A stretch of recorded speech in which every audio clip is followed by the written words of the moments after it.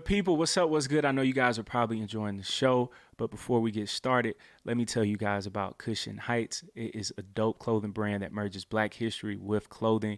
They are amazing, good people. Check them out and follow them at Kush_Inn_Heights. Like heights, you already know how to spell that. Hopefully, Kush Inn Heights will have that spelled for you right here at the bottom. Check them out, follow them on social media, get you some dope merch, rock it. And what they especially talk about, which is really, really cool, is that the meaning of Kush. Kush was a dope civilization. Way before we started talking about cannabis and weed, Kush was an actual place before Egypt as well. So again, man, they talk about history. They merge that Black culture with dope merchandise, high quality. Follow the good people at Kush Inn Heights. Show them love and support on social media. Purchase, shop with them, and you will not be disappointed. Again, at Kush_Inn_Heights. Show them some love. Peace. Let's get back to the show. Yo, can you hear me? Hey, what's good with you, man? How you doing? What up, Brody? Nothing much, man. Nothing much, bro. Hey, first off, man, I appreciate you, man, for just coming onto the platform. Absolutely. Taking some time out, man. But you are an absolute beast, man. So it is an honor, man, just be able to just chop it up with you. So thank you.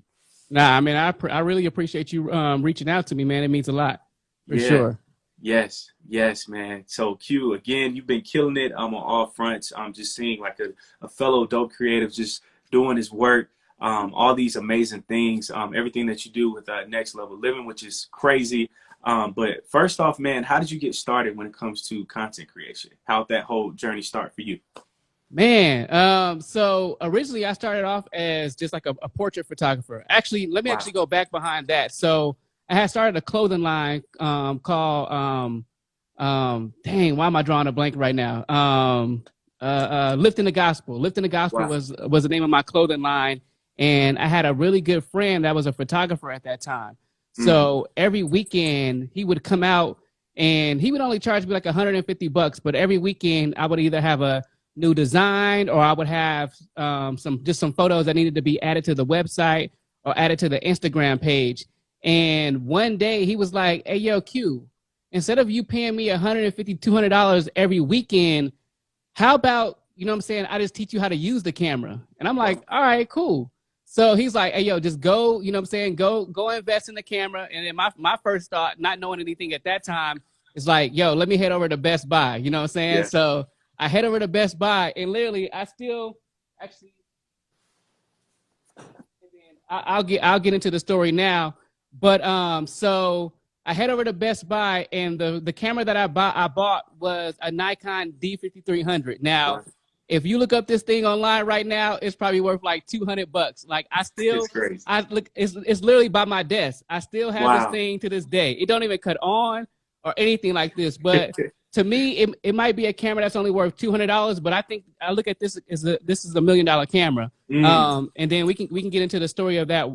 Of that particular reason why. Yeah. So I got the camera, and he kind of like just taught me like the basics, like what shutter speed was, what aperture was, what ISO was, and gave me the real basic understanding of how all that worked. And I've always been creative in some form of fashion. So my first mindset, and I was looking at his pictures and I was looking at mine. I was like, yo, my pictures don't look like your pictures.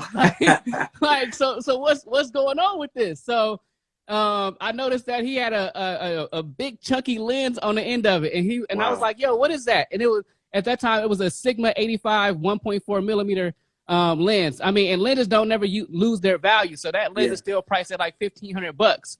So I'm like, wait, hold on. Wait, you paid $1,500 for a lens, bro? I'm like, yo, I just bought a tripod and that thing was $70 and I thought that was a lot of money at the time. You know what I'm saying? So I'm like, all right, bet. Because my mindset was, even when I started the clothing line, I did everything by cut and sew. And the fabrics that I used was nylon, cotton, and like polyester, just because how the blend was. So I was really big on that. And when I started that, like I went all out, you know what I'm saying? I didn't do screen printing. Like I didn't do direct to print. Like I went screen print out. I did embroidery. I did all the things that was required to be considered like one of the best at it.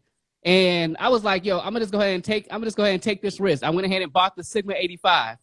Wow. And then I just started shooting like portrait photography, and it was just a constant of every day shooting, every day shooting, every day shooting, every weekend shooting. And then it started to be like, well, people wanted to pay me for it. So I'm like, okay, now I got clients.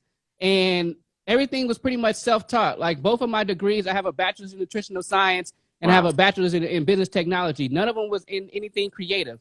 So all that creative side just kind of stirred up in me, just because I grew up with an individual that was teaching us computers and everything all along. So long story short, man, it was just that one person that was like, yo, let me teach you how to fish instead of you paying me how to fish. And then from there, after a couple of years passed, an individual that's known on Instagram by the name of Brandon Dixon, you know what I'm saying? He had a webinar, and I actually missed the webinar. It was a free webinar. This is before Shooters Camp. This is before E-Complex and everything like that. I missed the webinar. I ended up hitting him up on Instagram, and he actually sent me the webinar via Dropbox. So 6 months go past, bro. 6 months go past, and he like, hey, yo, Q, you ever been to Atlanta? And I was like, nah, I never been to Atlanta. He was like, bro, I pay for half of your ticket. You know what I'm saying? Come out here to Atlanta. And of course, I'm telling my friends this, and they like, hey, yo, bro, you about to go out to Atlanta with a random dude? Like, bro, you kidding me, bro? You tripping? So I'm like, nah, man, I'm gonna take the risk. And like I said, this was my first time going to Atlanta. Like he let me stay in his house and everything like that. So the first couple of days that I was down there, it didn't have anything to do with photography. Like we were painting the walls, laying carpet in the E-Complex. The third day, bro, I walk into the building, and they were doing the Game Changers event. This is the ET event that he certified speakers. And I see Nikki, I see Jose, I'm seeing CJ, I'm seeing Carl, you know what I'm saying? And in retrospect, when I think about it, it was wise for Brandon to be like, hey, yo, man, like you just come out here and serve. Because that actually instilled something into me that like everything I do is out of service now. Yes, sir. You know what I'm saying? Yeah. Like my mindset is not like the bag. Like I'm a firm believer of relationships over the bag. You know what I'm saying? Yep. Because I know God is gonna take care of me. You know what I'm saying? Yes, sir. So in having that mindset instilled in me, because of course you don't want people to be like, oh yeah, I'm gonna come out here and like get an opportunity. You know what I'm saying? I'm about to shoot ET and blah this and blah that type of thing. But I mean, of course, he was like, yo, bring your camera out here and everything like that. And then they end up using a good handful of my photos for sponsored ads. Now, at that time, I didn't even connect with E at that time. I connected with other motivational speakers. You know what I'm saying? Mustafa, a couple of other individuals, a couple of people that were local, but they were still traveling to these ET conferences. And it was one time probably the fourth, fifth one that I've been to, and we happened to be in San Francisco. And it just kind of clicked from there. Like I connected with Nikki, I connected with Jose, and he came out to Arizona, and I shot for him then, and it kind of just prospered from there, bro. So it literally went from an individual telling me, hey, yo, Q, I'm gonna teach you how to use a camera, you know what I'm saying, and me spending a couple years kind of like developing my skill set and my talent. And like I said, I was never a person that wanted to be seen as average. So I went all in with the investment. You know what I'm saying? Once I had the Nikon D5300, I went up, and then I started to purchase lens. And then I started to understand that this stuff is expensive, bro. Yeah. Like these lenses, these lights, like all this stuff is super expensive. And then of course I kept on investing myself in regards to like remaining a student. I mean, even as you see on my Instagram page, like the reason why I'm always able to teach content marketing now is because that's all I'm studying all day, whether it be reading books, whether it be taking webinars, and this is all paid for. No one in the camp is giving me handouts. Nobody is saying, hey, yo, Q, we bought your lights or anything like that. It's always a constant investment into me understanding it. So it went from just a basic shooting to understanding strobe to understanding all these things to kind of where it led up to where it is now, bro. Oh my goodness. Yeah. This about to be like one of the months. It's about to be a great conversation.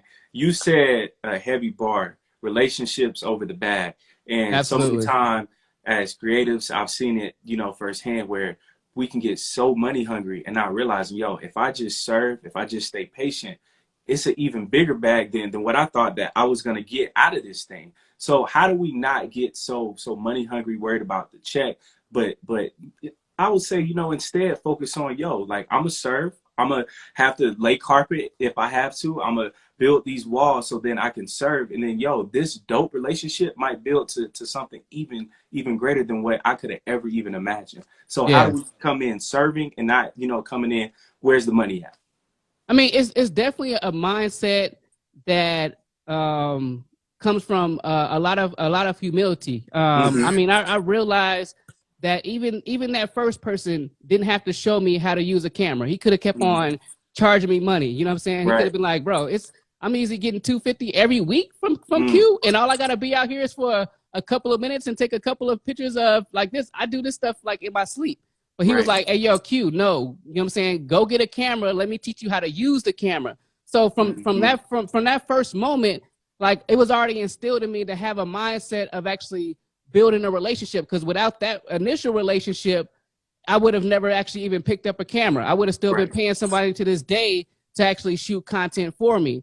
And so that was the start of it. And then slowly I started to see the value of just niching down. Like I know once I figure out, okay, these are the individuals I want to work with, I never have to market ever again. And the only reason that I'm able to do that is because I value that individual's relationship over the bag. You know what I'm saying? Because you can get the money on the front end, but then they might not call you the next time. You know what I'm saying? It's like, yeah, that what you did was dope, you know what I'm saying? But I had to pay you an arm and a leg for that. Like I can go find somebody else.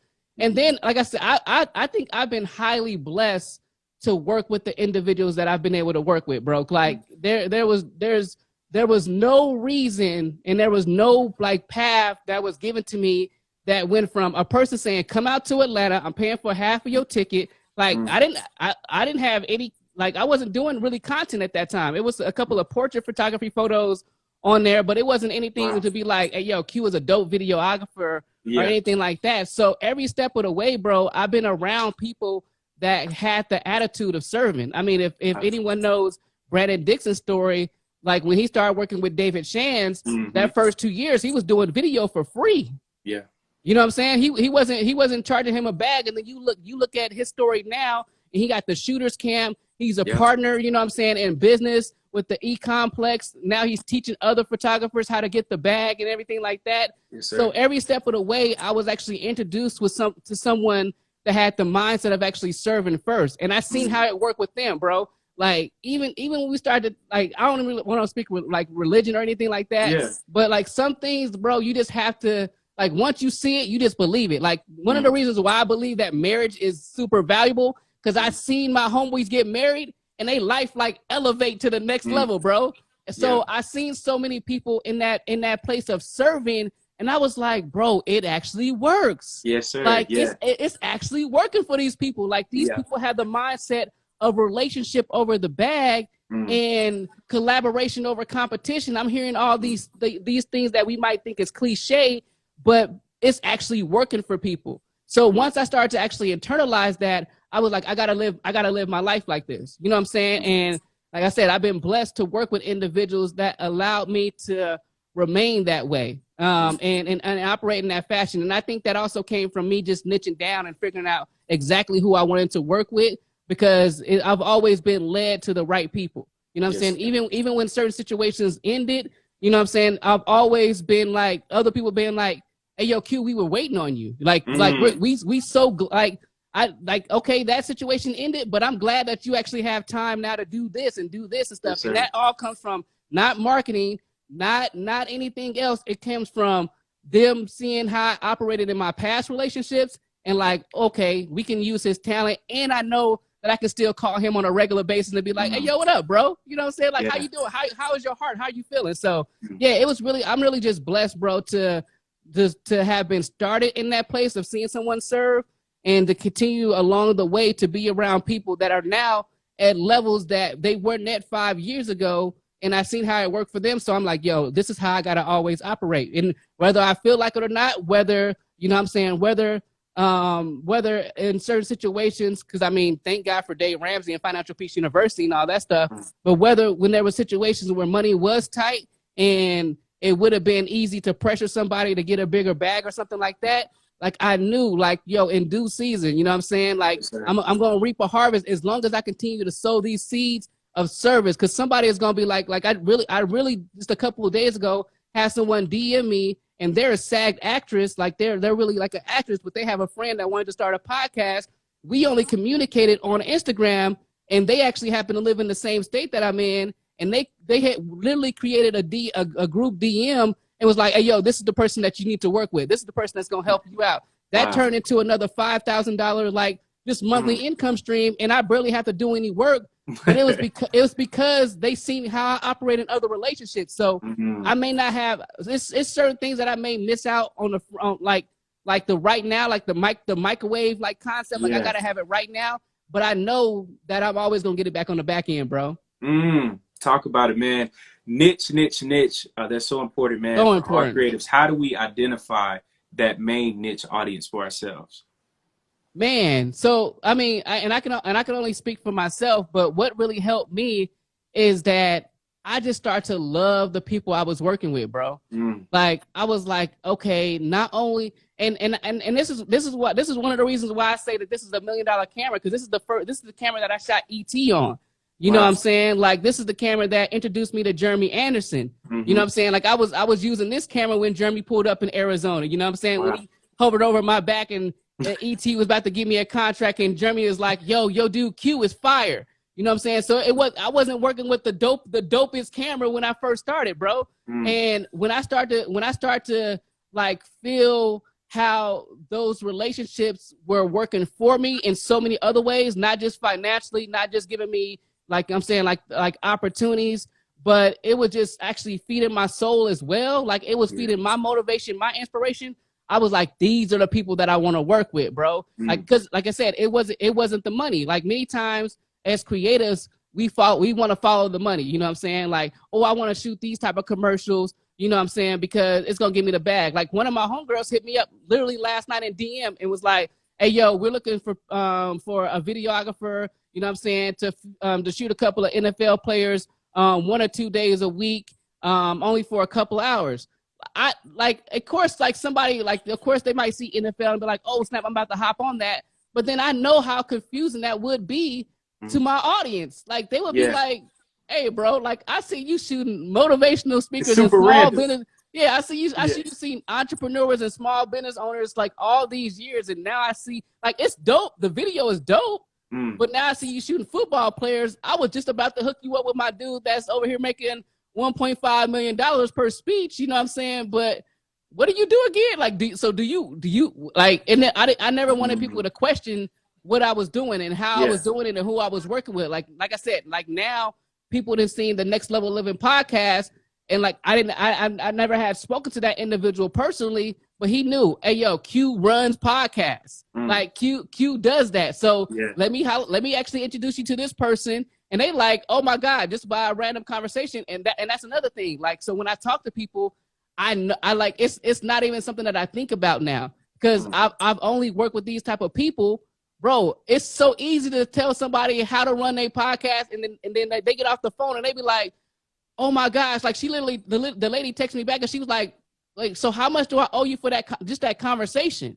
And that's like, that was mind blowing to me, because it was like, for me, I just felt like, yo, I talk about this all day. But the reason why I'm able to talk about that all day is because this is all I work with, bro.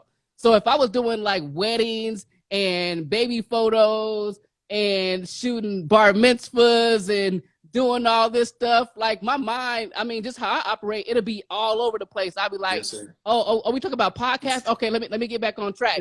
But now, since all I've shot was content for small businesses and entrepreneurs, and learned every niche in that, how they can make a return on their investment. You know what I'm saying? It's so easy for me to have that conversation, to blow the socks off of somebody, them to feel like, yo, they got to pay me for that conversation. But then when I send them the contract, they like, bro, okay, this is so easy. Like, I really don't, when I send contracts, the last couple of contracts that I sent, even just the last from the beginning of last month to, the beginning of last month to recently now, I sent out 3 contracts, and they've all come back in 24 hours, bro. Wow. And this is after a conversation, but I feel like the only reason that has happened is because I decided this is the people that I'm going to work with.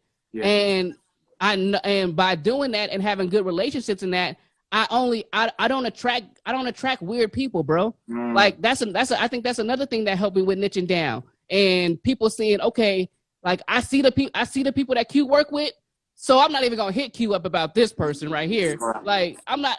Why would I even put Q in that position? Q don't even rock like that. Like no, none of my homies gonna hit me up and be like, hey yo Q, you want to film this butt naked chick over here? Like she paying 20 racks. Like they not even gonna call me, bro. So it's just things like that really like kind of like shape my mind to be like, these are the people that I want to work with, and this is the mentality that I'm gonna have while working with these people. And I know it's going to be reciprocated for me because it's a proven method. It's been working for me for the last 7 years since I walked away from corporate. So why would I switch up now, no matter how much somebody is offering me? Man, again, another bar. Like you don't attract weird people. How does that feel being able to work with good creatives? How does that feel for you?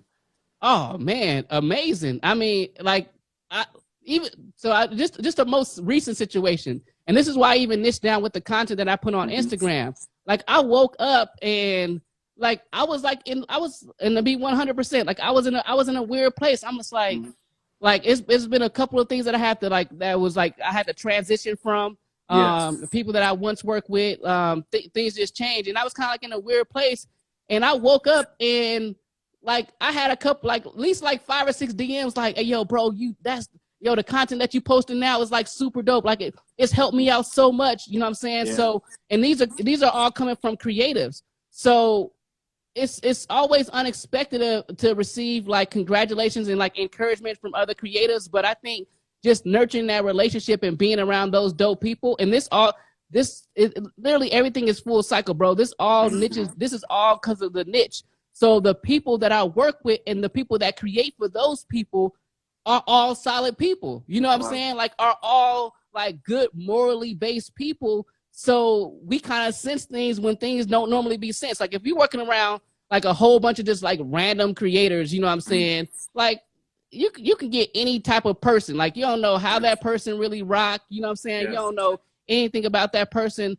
But since I've been working with the same individuals, I mean, for one, you realize that the creative community in that space is very small. It's not a whole bunch of people, because most times when you're working with these, not just high level people, but people that are here to make an impact, they not rocking with anybody either. You know what I'm saying? They're making sure that the people that they're inviting into their homes, that's getting close to their family, you know what I'm saying, that know where they stay, they making sure that they're solid people as well. You know what I'm saying? So in turn of working with good people, I've been introduced to other good creators, and it's literally just been a domino effect, bro. And like I said, it's helped me out so much because I woke up yesterday feeling like kind of a little bit of out of pocket, and I don't know how they sensed it, but they was like, "Hey, yo, Q, you know what I'm saying? You dope, yo. I don't know why this content ain't blowing up like in a certain way, but like everybody need to hear it. Like you need to keep on doing what you're doing." And I was, and then like after 5 minutes, bro, I was like,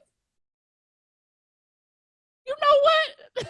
I'm the man. You're right. You know what I'm saying? Yeah. You're right. And it wasn't even necessary that I was a man. I was like, yo, God, thank you for surrounding me with people that know how to speak life into me, bro. Yes, sir. Because like I could have been dragging that feeling on, and yeah, the work would have got done, invoices would have been sent out, contracts would have been done, I still would have posted on Instagram, but nobody would have known how Q was actually really doing outside of what you see on the screen. You know what I'm saying? Yeah. They wouldn't have had no idea around it. So I'm blessed, bro. Like that's why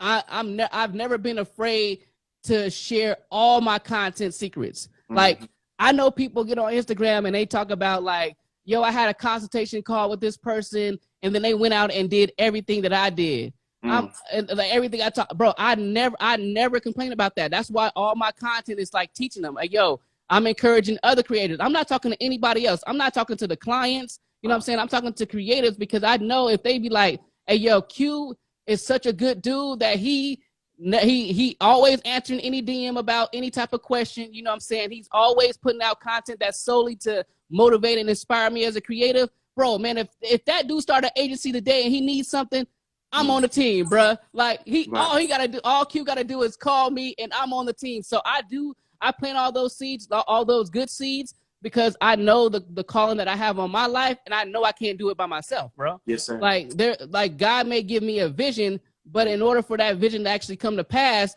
other people are gonna have to be involved. I can't handle 20 clients, bro. You know what I'm saying? Like, I'm gonna need somebody that's gonna be like, hey, yo, Q, you a good person. I know I was making a bag over here. I know you willing to pay my full freelancer rate. You know what I'm saying? And I know I can still work with this person, but I'd rather work with you, bro, because I know we're gonna get more than just working with this client. You know what I'm saying? We're gonna elevate in other ways, bro. So yeah, I do it. Man. I do it for a reason and a purpose, bro. Good people, are you guys ready to turn your next idea into your business idea? If so, make sure to hit up the good folks at the Blk Agenda Firm. Coach Ken and the team, they will take great care of you. They'll do everything from establishing that LLC, that tough business plan, the business consultations, everything that you need to take that business off to the next level. If you're serious about becoming a full-time entrepreneur, scaling that business, making 6 figures plus, you already know who you got to contact. Coach Ken, the Blk Agenda Firm.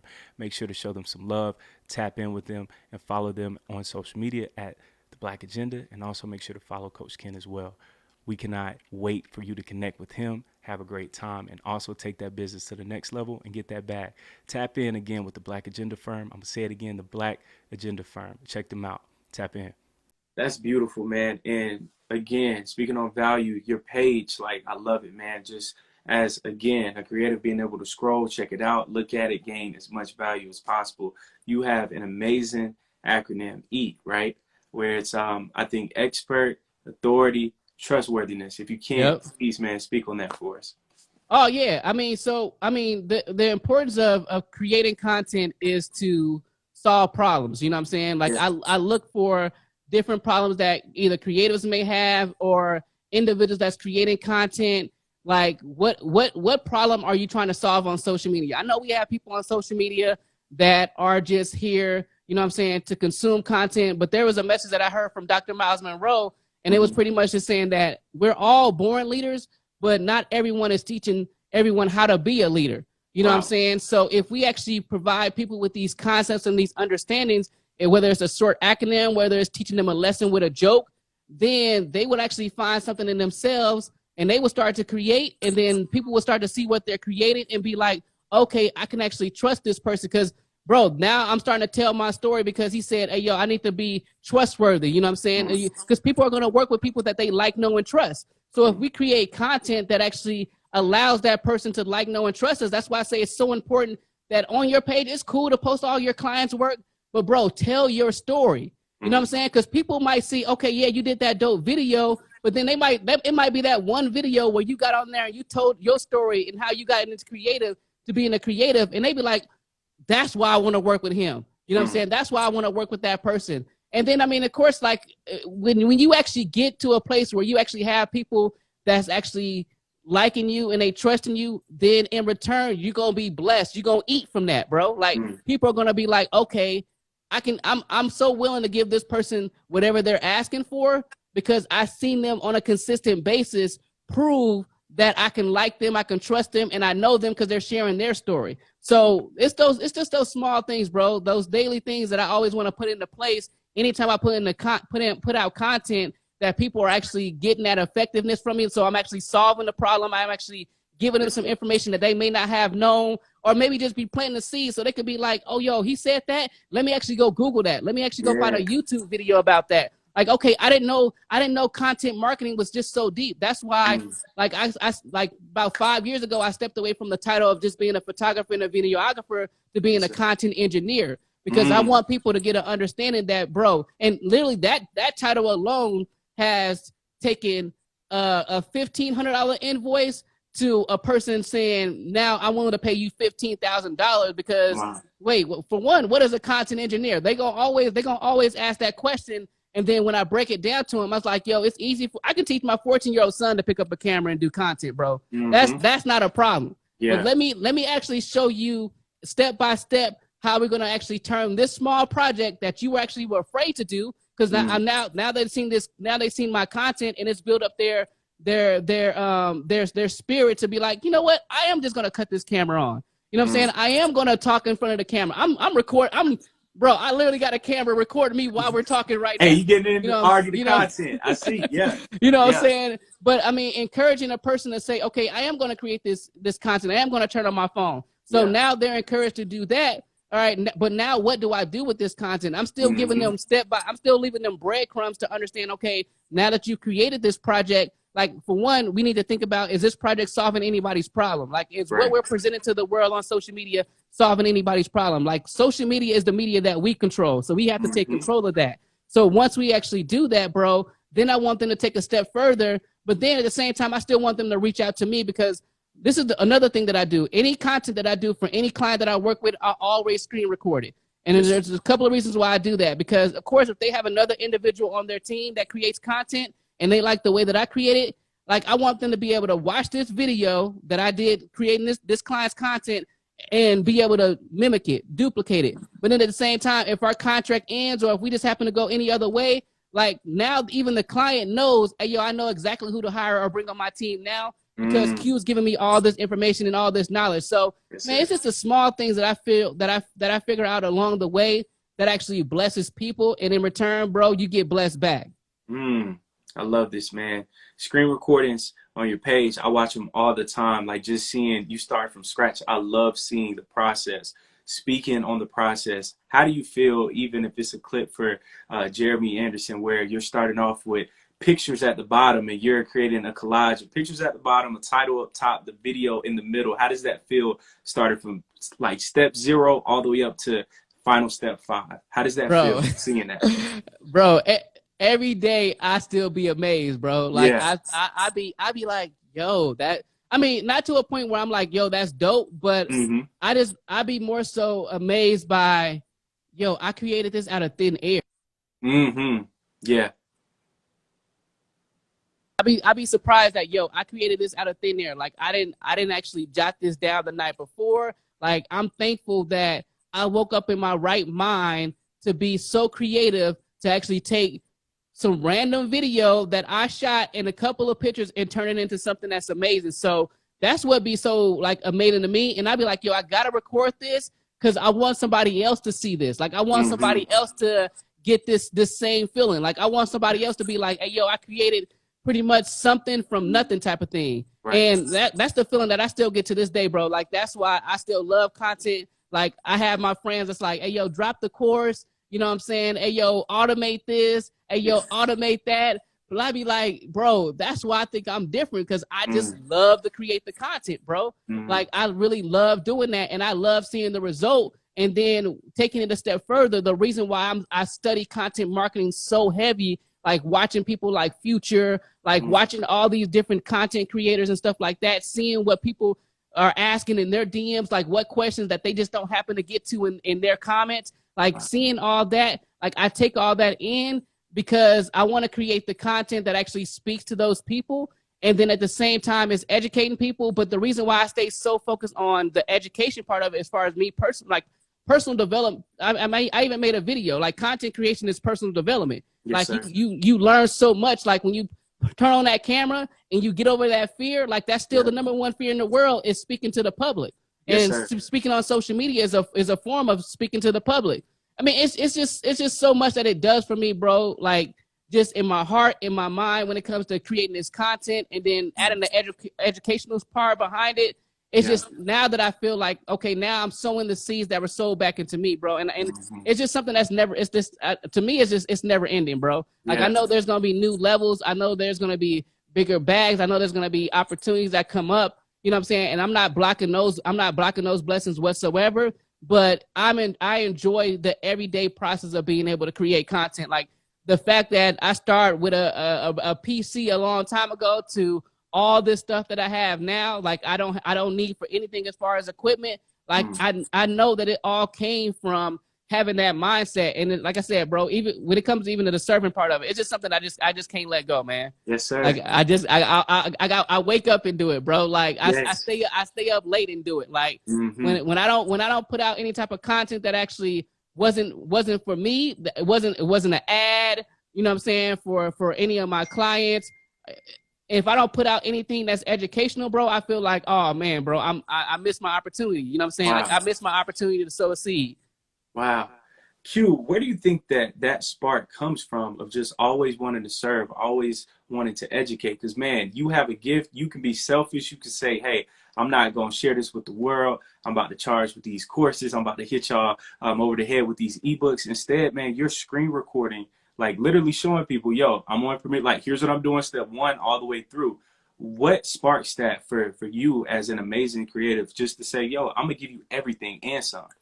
Bro, I'm not gonna front, man. It's the spiritual side and it's the personal development side, bro. Because like when you listen to people like Dr. Miles Monroe, when you listen to people like Jim Rohn, like all they're doing is taking their gift and they're sharing it with the world, bro. Like Jim Rohn always says, bro, the more people that you help get what they want, the more people are gonna help get what you want. And the more gratefulness that you show, the more things that you're gonna be grateful for. Wow. You know what I'm saying? So I take all those small things that people are using in their careers and that's really actually allowing them to prosper. And I'm saying, okay, how can I do that on an everyday basis? Because like I said, there may be times where ain't no contracts coming in. There may be times where people don't want to pay invoices or whatever it may be. But I still want to be able to say, okay, I'm sitting on the foundation that something's going to pop up. You know what I'm saying? Yeah. Some seeds are going to sprout some way or form or fashion. And I can't expect a harvest if I don't sow any seeds, bro. Yes, sir. You know what I'm saying? Like if sir. I don't put out any type of content that is actually helping somebody else, when I look around and be like, man, I wish I had clients. I wish I had this. But then I gotta be honest with myself and ask myself, hey, yo, how many people did I help? Like how much information did I put out selfishly? You know what I'm saying? Without expecting anything in return. Most times when I drop the educational content, I mean, I'm replying to the comments that I do get and the DMs that I do get, but I'm not worried. I'm not looking at the views, bro. Like I just want to be intentional about planting that seed, because when situations do arise, when hard times do come, when things do switch up, when things do change, I want to be able to stand on like, all right, it's something's gonna pop off soon. You know what I'm saying? And I think a lot of times when creatives come into that space where they're in the mindset of like things are not working out, then you really gotta ask yourself, bro, how much have you given? You know what I'm saying? Like the it'll be weird for the farmer to go out into the farm and be like, hey yo, why you ain't give me no crops? The land is gonna be like, bro, why you ain't give me no seed? You know what I'm saying? Like, why you ain't give me no seed? You expected me to give you a harvest, but you haven't given me anything. Wow. So that's the mindset that I use with content creation, bro. It's like, yo, like, cause say for instance, if I wasn't putting out the educational content when I woke up feeling like I wasn't in the right space, like why would I have expected anybody to hit me up? Why? Like they could be like, bro, Q, you good? Like you don't need nobody. But the more and more that I serve, like it's I know for a fact, anytime I feel down, somebody gonna feel it and gonna be like, hey yo, Q, bro, what you need, man? How you feeling today, bro? Like so just doing that, bro, is really helped me out a lot, bro. Yeah, hey, everybody's feeling it. Amit, I see you, man. He said he talking that talk. I know. I see you as well, Q, man. You were giving us so much game, so much value. And again, you said another heavy bar, not getting caught up in the views. So many times, man, people start podcasts and they'll stop after maybe episode 5 and say, yo, I'm not getting 100,000 views, or I'm not even getting 100 views yet. How do we not get caught up in all the views and just enjoy interviewing people? Just enjoy, okay, today I created some content. Today I filmed a whole episode. How do we enjoy the process and not get caught up in all the clout? Man, hey, I'll tell you, like, hey, I am not meant to be a preacher whatsoever. But I mean, it was something that I even recently learned. I mean, it says, without vision, my people will perish. I actually learned that the word perish means that means discipline. You know what I'm saying? Like without discipline, like things can actually go to waste. They won't exist. So I think when we actually get into something and we don't initially have a vision, you know what I'm saying? Like that is a huge hindrance. And then when we don't place discipline around that vision. So even when I started the podcast with my son, my vision was like, hey, yo, I want to have 1,000 conversations. So if anything was to happen to me, my son got 1,000 conversations that he can go back and be like, either my dad was tripping or that was super funny, or dang, Just that actually document it. makes sense. Yeah. You know what I'm saying? Or Yeah. because we be talking about either financial literacy, we be Mhm. talking about either like his sex or hormones or different things like that. So I'm like, okay, that was the vision initially. It wasn't like, oh man, we got to get these brand deals. You know what I'm saying? I know you're going to be playing sports in college. I know they just signed up deals where people can get paid off of their name, image, and likeness. Yeah. You know what I'm saying? I want you to have 1,000, you know what I'm saying, podcasts up so you can, so when you get a contract, you can negotiate that contract super high. Like, no, my vision was like, I want to have 1,000 conversations with my son. So if anything happens to me, you know what I'm saying, I want him to be able to actually eat off, like to be able to like eat from that. And yeah, I didn't know that because every time we started our podcast, we like to have a snack that somebody was going to see it and they was going to be like, hey, yo, y'all can come get some snacks from our shop every time. And matter of fact, hey, yo, when y'all do that video, we going to give y'all $75 for every time y'all do. That wasn't my thought process. So I think, I mean, what we have to do when we start anything, whether it be like, okay, I'm going to start consistently posting content on my social media pages. You got to ask yourself, okay, what's my vision? Like, what am I trying to be helpful? Am I trying to just provide information? Like, what am I really doing this for? Because when you actually have that, when you have that understanding, when you're not getting the views, when you're not getting the likes, when you're not getting the comments, you're going to be like, I wasn't doing it for that anyway. I was doing it to actually help people. And you gotta be disciplined. You gotta actually, either gotta write that down somewhere or have it on the wall. You know what I'm saying? You got to remind yourself, because you got to say, okay, I'm going to be disciplined to stay focused to what I initially wrote down. Because if I don't stay disciplined in that and what I actually wrote down, what my vision was, then I automatically know it's going to fail, bro. I don't care if I do 1,000 more episodes. I completely abandoned the initial vision that I had.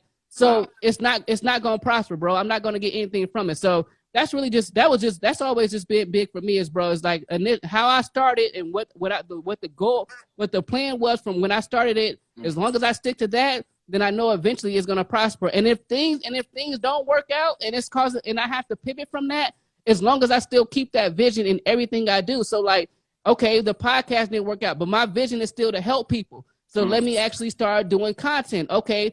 All right, like the content wasn't working on Instagram. Let me start doing YouTube, but I still want to stick to that vision. When you find that right lane, then you're gonna be like, yo, it's gonna pop like that. You're gonna be like, bro, how did that happen? Like, I remember when I posted the video and it took 5 days to get 1,000 views. Wow. Like, and now because I'm in my right lane, but I stuck to my vision. Now I'm getting that in 5 minutes. Oh, wow. Bro, come on, man. So. It's just those small things, man. Just keeping holding that vision and staying disciplined. Discipline changes everything, bro. Like, and discipline has a negative connotation towards it, but it's the thing that really sets you free, bro. Like, it doesn't hold you back. Like, you start to realize that you have less restraints when you actually put discipline towards what you want to do, bro. I love this conversation, man. So you are an amazing creative. We already know that, but you're also an amazing father. What do you love the most about just being a dad? Man, I mean, honestly, I just love this dude's presence, man. Yeah. Like, dang, not trying to get emotional about that. Yeah. But man, so my birthday is December 11th, and his birthday is December 12th. So I knew from jump, you know what I'm saying? And this is no problem for the men. Well, I mean, I didn't have my father growing up, but as far as the core men in my family, this never been a problem for that. But I had the type of aunties that was like, bro, if you don't take care of your kids, you might as well disown yourself from the family. Yeah, I love that. Yeah, like, bro, you don't even exist to us. If that's not your plan, you know what I'm saying? Like, I know that's not your plan. But if it's a minuscule thought in your head, you might as well just go ahead and disown yourself from the family, bro. But I mean, he's brought so much joy to my life, and he's taught me so much. Like, a lot of my personal development has come from like trying to be better for him. You know what I'm saying? Like, I mean, I sit and read the entire emotional intelligence book, not because I was dealing with a woman, but because I wanted to actually get to understand, like, how do I communicate my emotions? How do I understand his emotions? I would have never picked up that book and read it back and forth in a matter of a couple of days. That's a pretty thick book. So a lot of my self-development has come from being in a relationship with him. And then, like, now I'm just like, every time I remind him, I'm like, bro, you 10, bro. You literally can do anything in the world that you can do. Like, you literally got every option, bro. Like, nothing is holding you back.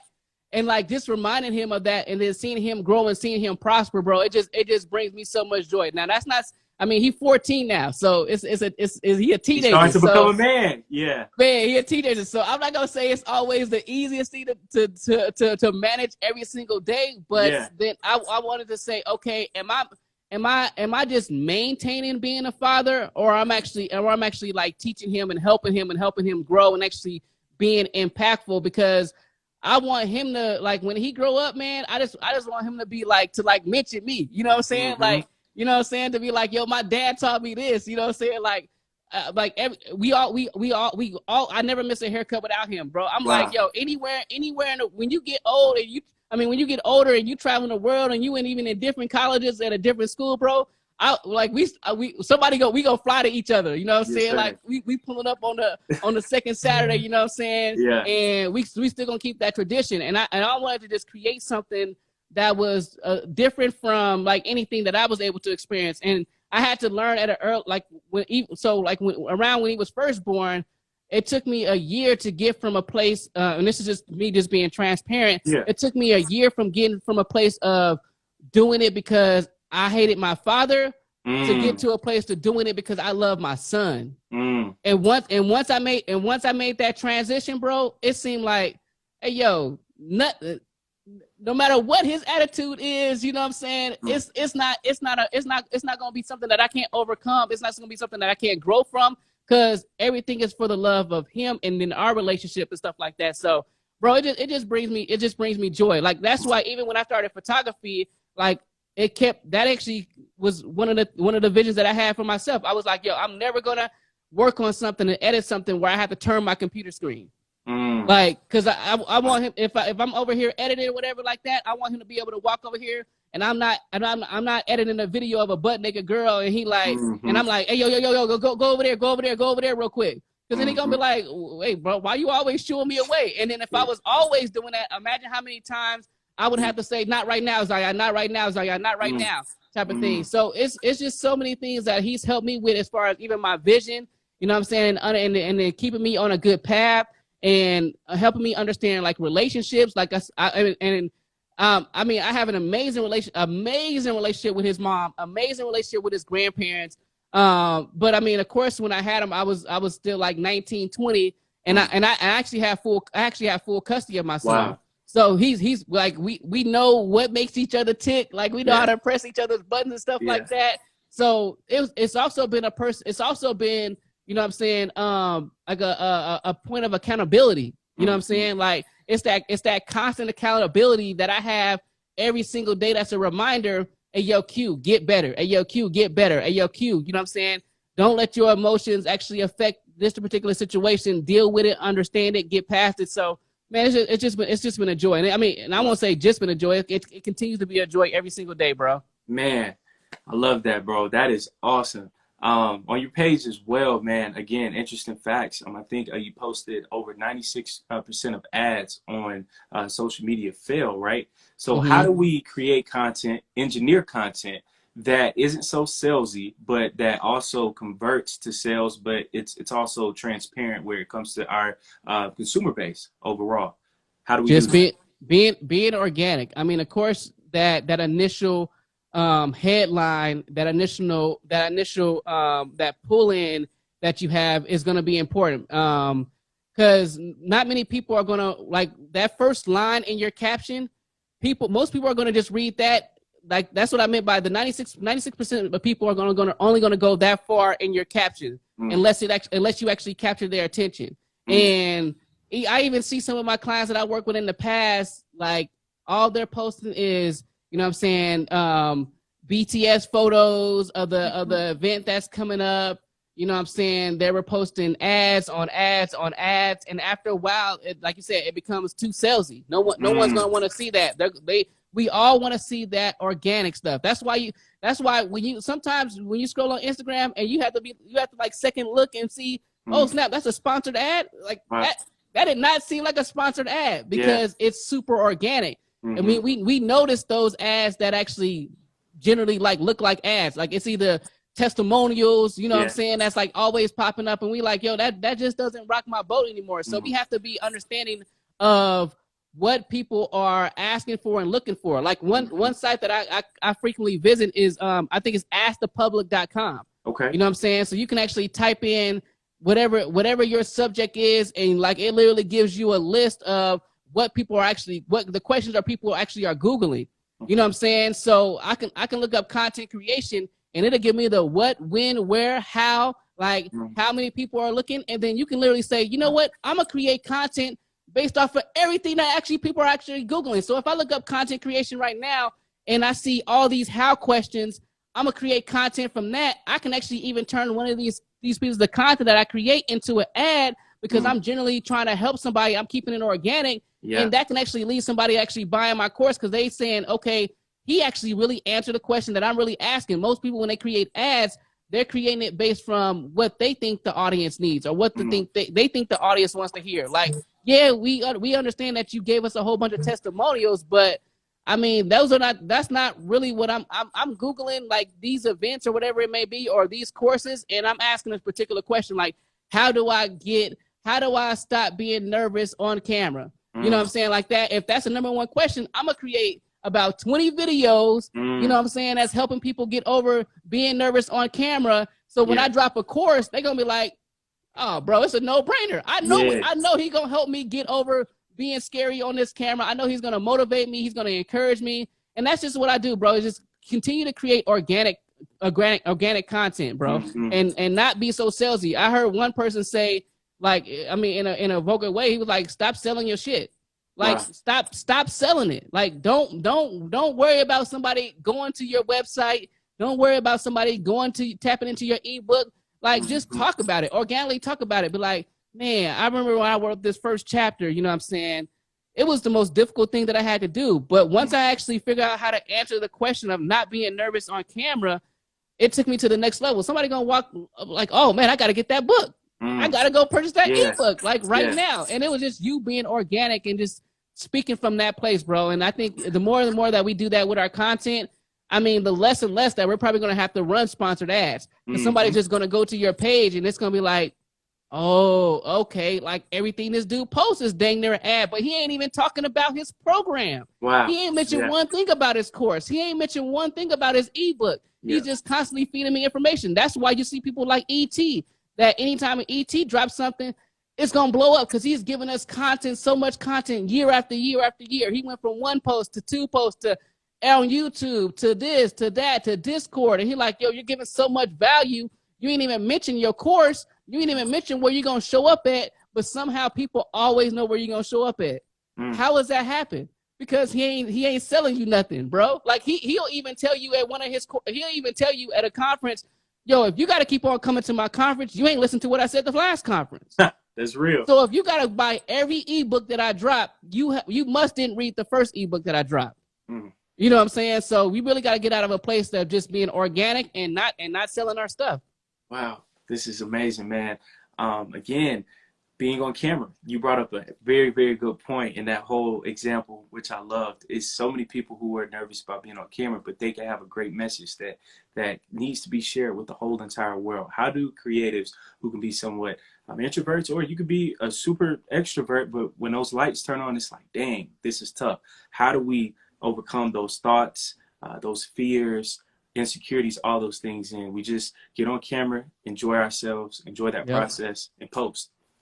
I mean, of course, the first thing people are gonna say is practice. You know what I'm saying? I mean, definitely, but I mean, you can do the Iverson boy practice. You know what I'm saying? What is practice? But I'm gonna tell you one play that really helped me out and got me to a place with some of my content. So a lot of the videos that I posted, it's all pre-written content. Like I literally write down what I'm gonna say, like line from line. Wow. Like especially those contents that go like kind of like have the cut jumps. You know what I'm saying? And literally when I was recording those, because I had ended up recording like 100 of them. That's why I could drop them every day. But I have the camera right here.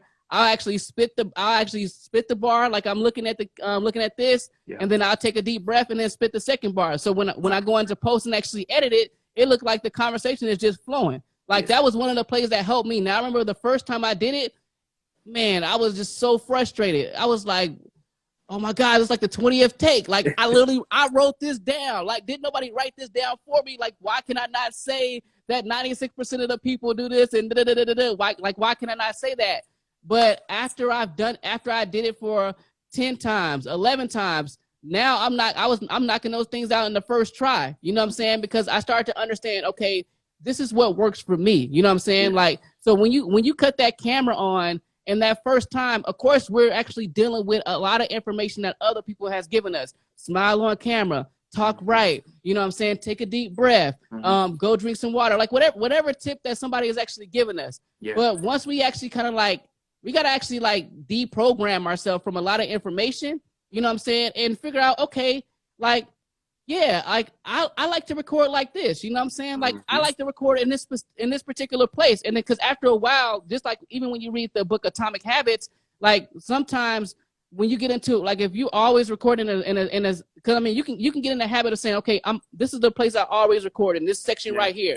So after a while, your mind is going to start to say, okay, every time I step in that spot, it's record time. So your brain, like, I don't even know the particular terms, but like all the molecules and everything in your brain is going to be like, all right, switch the switch on. You know what I'm saying? My memory is increasing. You know, my breathing is changing. And it might take you 5, 10 times to be in that particular space to actually get to a point where it's actually getting easier. But every time you actually get to that space, your mind, your body is going to start to relax and say, okay, this is my space. This is where I want to record at. This is how I'm going to do it. I'm going to be me. And that's why I say start out by sharing your story. That's the easiest thing that you can do.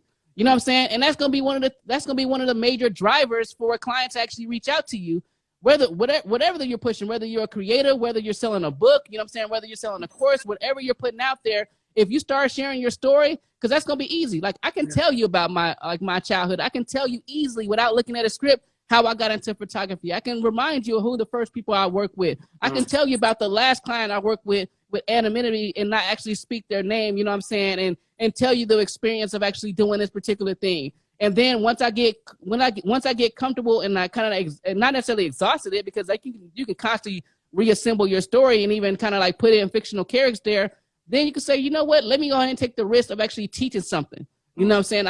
I've shared my story 10, 15 times in different ways that I've actually handled certain things. Now I feel comfortable. Now I'm in my space. I developed, this is my space of recording. You know what I'm saying? I've shared my story. I've gotten over the fear of actually whatever the numbers may be. And now I can feel comfortable just sharing anything at this point. You know what I'm saying? And that's literally what's helped me. Like that's the play that I still run to this day with the content when I have the camera from the side and I'm just speaking into it. Like I write whatever I learned that day, because most of the time it might be some information that I learned just that day. That's why you always want to stay on top of the what's going on in your industry. If you're constantly always remaining a student and you're actually speaking of actually what people are either Googling or looking for now, or you just seen a new YouTube video from your other favorite creator and you seen there was some comments that people were asking in that YouTube video that, hey, yo, I'm gonna make a video answering that particular question. You know what I'm saying? Like I would literally write down what I'm gonna say. I would cut the camera on. I would leave that thing running, because that's another thing. I don't never hit the start.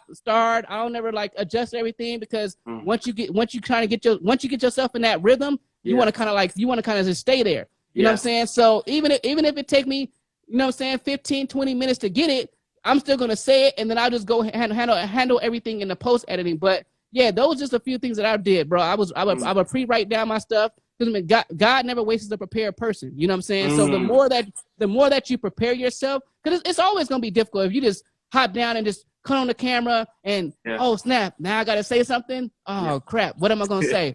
All right, so and then you just I'm gonna just hit record. Yep. And then you mess up, and then you get frustrated because you messing up now. But bro, you didn't even prepare. You just hopped on the camera and just started talking. So like I would write stuff down. I may not say it exactly how I written it down. I may throw some filler words in there, but then that's when you start to see your personality come out. Because I can write something down, and then instead of it just going line from line, I'd be like, all right, look. So when you do this, you want to actually switch this over. And then you were like, oh, I didn't even write down look, but I started to get into a flow, and I said the word look. It actually sounds really good.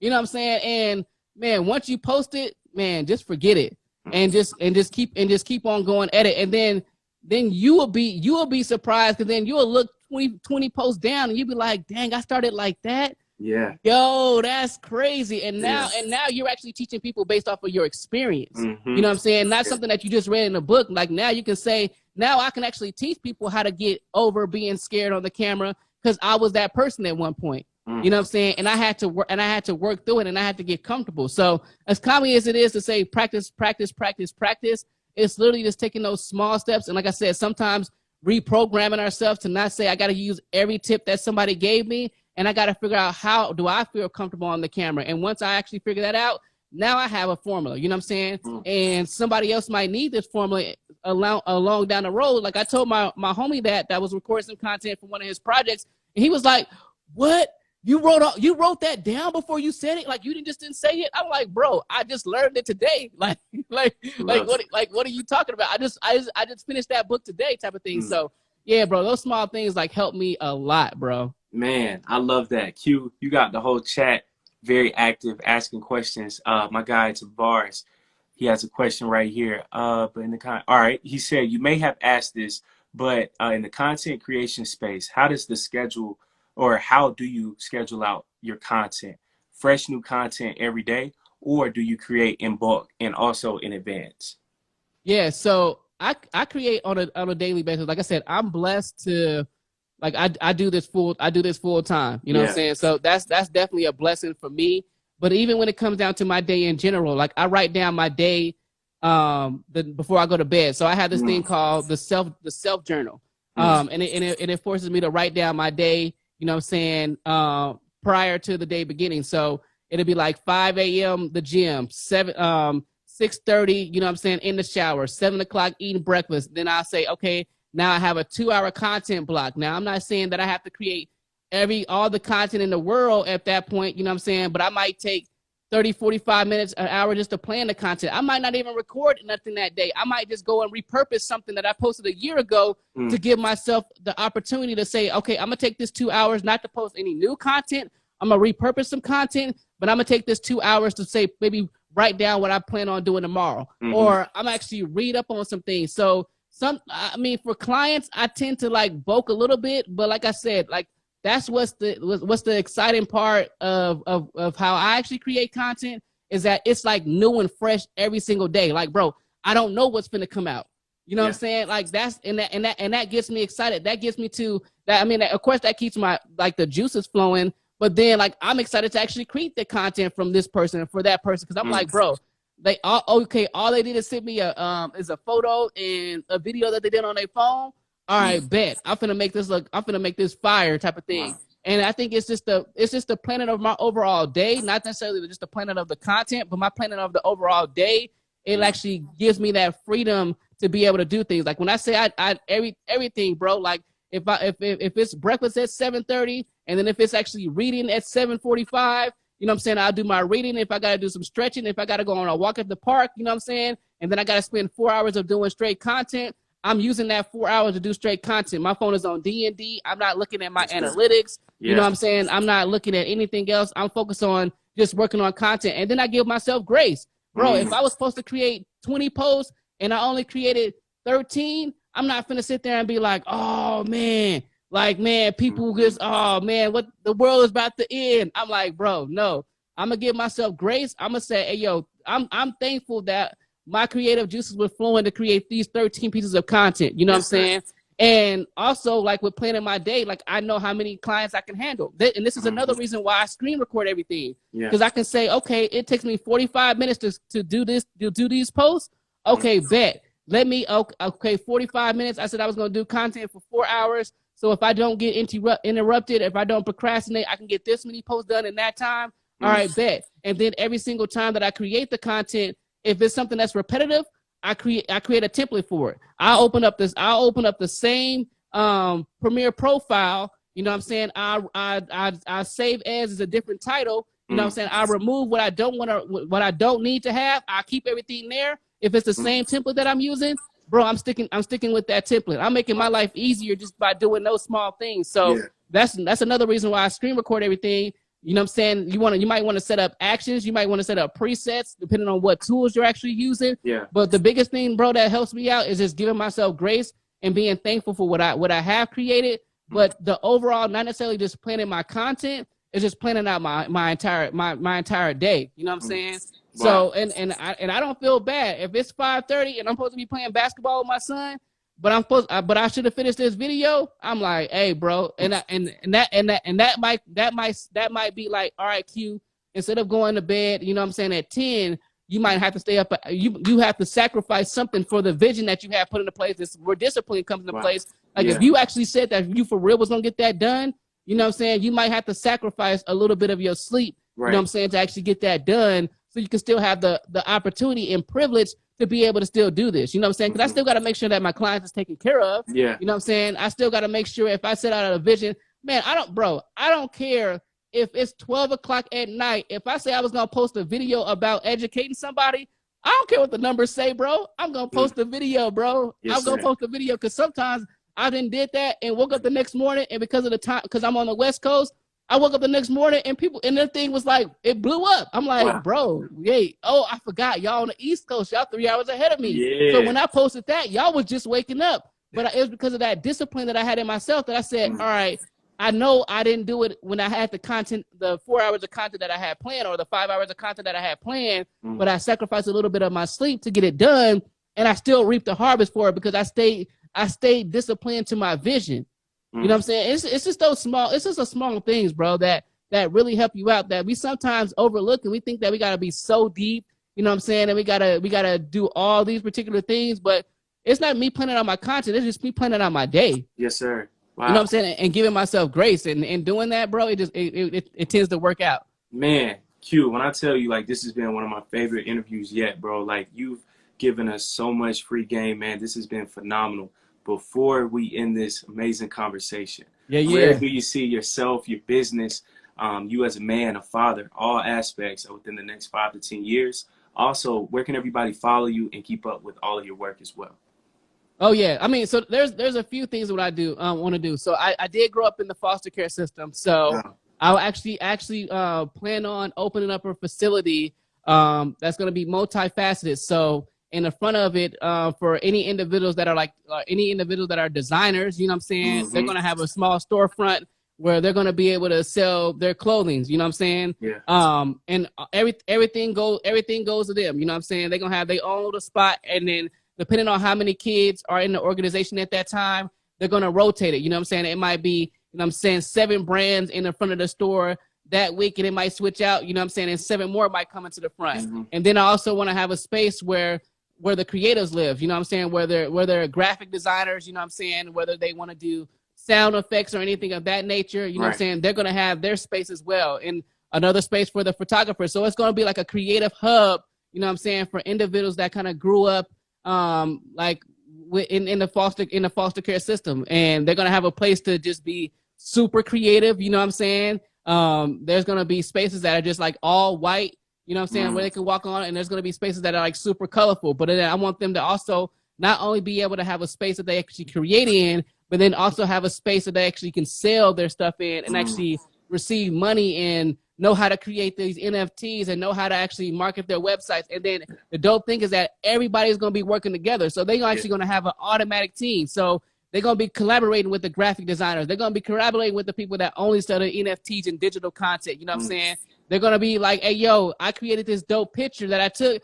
Hey, how about you use it for one of your shirt designs and stuff like that? Like they're going to have a team, you know what I'm saying, just by being part of the organization. And that also it's going to create something where they feel like they got family. You know what I'm saying? It's going to be like, bro, I don't have to compete with somebody. I can collab with somebody because we literally are all in the same storefront. Like you selling your shirts and I'm selling my shirts here. Like, and now we got to figure out marketing. You know what I'm saying? Now we got to figure out how do we get people to this location. So those are one of the things that I want to actually create.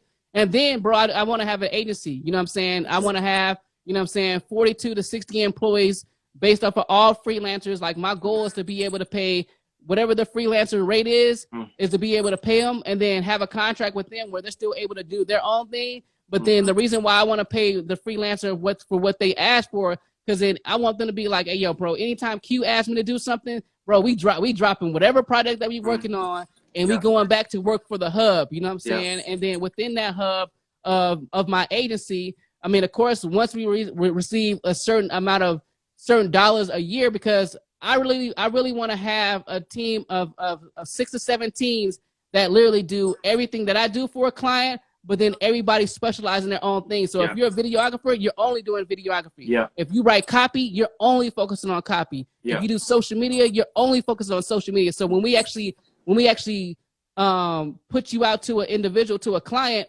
is like getting 7 of me. I mean, getting just, instead of just at me right now, just getting 1 of me, and I have to do all the work. They're getting 7 people that actually specialize in only one specific thing, but they're getting them as a team. That's and then they just taking their brand to another level, bro. They just blowing up. So with the organization and with the agency, bro, I want those 2 things to flourish. And then, bro, just watch my son be a superstar, bro. Like that's it, man. Those are 2 things that I want to see coming to fruition, bro. Q, let me tell you this, man. You are truly a living legend, man. We appreciate you so much. Keep posting, keep doing what you are doing. Appreciate it, bro. This conversation, it will be saved, posted on our channel. So, you know, I'll send you all the reels and the clips. But hey, I already know you are a content guru, so you're already making your own clips from this already. But man, again, we truly appreciate you, man. I will definitely stay in touch. But keep doing what you're doing. And thank you so much, man, for your time tonight. Thank you. Absolutely, man. I appreciate it, man. Thank everybody for watching too, man. Yes, sir. Hey, you have a beautiful weekend, all right? Yes, sir. Peace. All right, peace.